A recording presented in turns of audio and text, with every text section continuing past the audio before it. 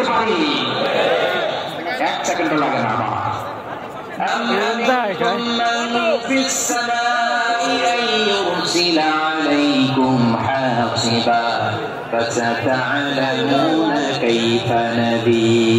আল্লাহ চাইলে আকাশ থেকে পাথর বৃষ্টি নাজিল করতে পারেন কি পারেন না?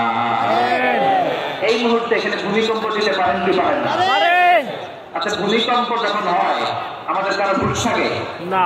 আপনি মনে করছেন আমরা সাধারণ মানুষ, আমরা দৌড় দেই, আর প্রেসিডেন্ট প্রধানমন্ত্রী ওনারা যদি খাটে শুয়ে থাকে?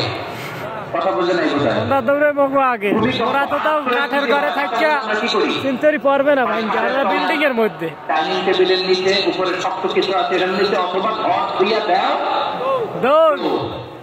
প্রধানমন্ত্রী উনি কি করে? প্রেসিডেন্ট উনি কি করে? উনি খাটের মধ্যে শুয়ে থাকে নাকি? আরাম খায় খাটে। প্রধানমন্ত্রীও দৌড়, বাড়িওয়ালাও দৌড়, ভাড়াটিয়াও দৌড়, সবাই দৌড়। নাকি ভাড়াটিয়ারা বাড়ি ফিরে দৌড়, বাড়িওয়ালারা বেরোয় না? এরকম না। মুহূর্তে ভূমিকম্প দিয়ে লাভখানা বোধ করতে পারে কে? আল্লাহ। আমার প্রিয় ভাইয়েরা, আমরা নিরাপদ নই, আমরা তার দয়ায় বেঁচে আছি। কার দয়া? আল্লাহ।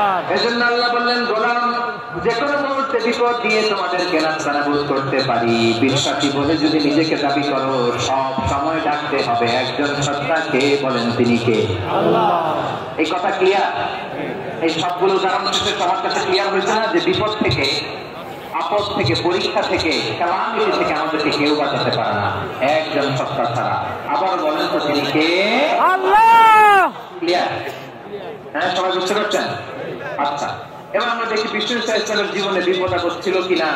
উনি বিপদ আসলে কিভাবে ডিল করতেন, বিপদ আসলে কোন দোয়া পড়তে হয়, কিভাবে ফরিয়াদের হাত উত্তোলন করতে হয়, কিভাবে রবের দরবারে নতজানু হয়ে ফরিয়াদ করতে হয়, এটা জানার দরকার আছে না নাই? আসলে আমরা বিষ্ণুর জীবনে থেকে দেখি বিপদ আসলে উনি কি করতেন। বিপদ আসলেই প্রথমে বিষ্ণু ইসলাম একটা দোয়া করতেন। কি করতেন? বাসের আবদাল করতেন, ইন্না লিল্লাহি ওয়া ইন্না ইলাইহি রাজিউন। নিশ্চয় আমরা আল্লাহর জন্য, নিশ্চয় আমরা কার দিকে ফিরবো ভাই? আবার কার দিকে ফিরবো? আল্লাহ। আওয়াজ করে বলুন তো, আমরা এসেছি কার কাছ থেকে? আবার ফিরে যাবো কার কাছে? এজন্য বিষ্ণু বলছেন, ইন্না লিল্লাহি ওয়া ইন্না ইলাইহি রাজিউন। নিশ্চয় আল্লাহর জন্য, আল্লাহ থেকেই আমরা ফিরে যাব। তারপরে বিষ্ণু করতেন, আল্লাহুম্মা আজুরনি ফি মুসিবাতি ওয়াখলুক লি খায়রাম মিনহা।